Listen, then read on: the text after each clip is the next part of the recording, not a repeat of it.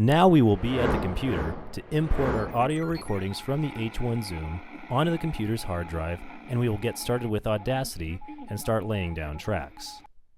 The first thing I want to stress in this process is always transfer your audio onto the computer's hard drive, then safely disconnect the recorder before you start editing the audio in Audacity.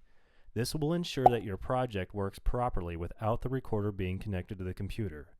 This warning is to clue you into the importance of what we call file management, which is not only important in audio, but also doing other digital things like editing video in Final Cut Pro, or making a publication in InDesign, or making a web page in Dreamweaver. The list goes on. You have to be conscious of where your files are being saved and keeping track of them, naming the files appropriately, and understanding the rules involved so your project does not get messed up. So now that we've gone over that, let's begin. So now I'm sitting at my computer. That's my dog, by the way. To get the audio recordings off your recorder's SD card and onto the computer, you must first turn off the recorder, then plug the recorder into your computer with the provided USB cable, just like a digital camera.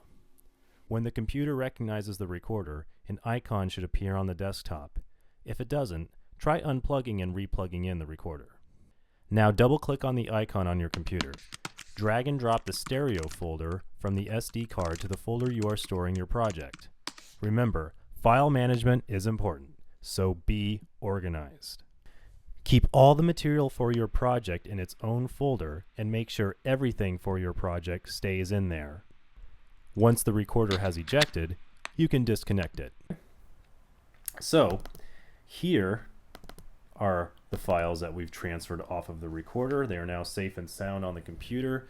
Once again, this is what we want to have happen. Move the files from the recorder onto your computer, then safely disconnect the recorder before you start editing.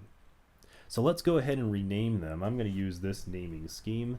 So once again, you should have been taking notes after you recorded your audio so you know which files you want to use. I know I want 83, 84, and 85 because I'm looking at my paper log that I wrote. So what you can do is make sure they're correct. Even if you have done your logging appropriately, you can select the file you want to listen to and hit the space bar if you're using a Mac. What's your name, sir? My name is... Okay, so that's my actualities. I'm going to rename that really quick. I'm going to keep the original name in the file name just so I can refer back to it on the recorder if I have to. So I can know I can look for file 83 on the recorder if I want to go back to those original files. So I'll call this actuality-2 people. I just remember that I interviewed 2 people on that recording. So I'll try this one now. This is ambient noise of the Digital Lab. Alright, so there's my ambient sound. So I'll call this Am Digital Lab. Like that. Let's check out file 85. Alright, watch it. Take 3. In 3, 2, Okay, so 1. this is my voiceover. So I'm going to call this VO1 person. Okay, so now that we've renamed the files, we can launch Audacity. I'm going to do that by clicking on the magnifying glass right here and just type in Audacity. Of course, you can use whatever process you'd like to use to open the program, but that's the method I prefer. I'm going to hit OK to get out of this screen. So this is the Audacity program, and the first thing we need to do is bring the audio we want into the program. Now there's 2 separate ways of doing this. One way is to go to the File menu and then click Import and choose Audio. So obviously you need to navigate to the folder where your audio files are. So luckily I'm already there. I can choose the files that I want right here by holding down Shift and highlighting them at the same time. I can click Open. Now when this box pops up, I suggest you guys always make a copy of the files before editing. What this does is it actually duplicates the file and it embeds it into your project, so that way in case you accidentally delete one of your audio files, you're not going to totally be in trouble. I would still suggest that you be careful with your file management, which I'm going to go over in a second, but choose this option. It's going to make the project take up more space on your hard drive, but I think it'll be worth it. So let's click OK, and you can see it will bring in the audio file as a waveform like this.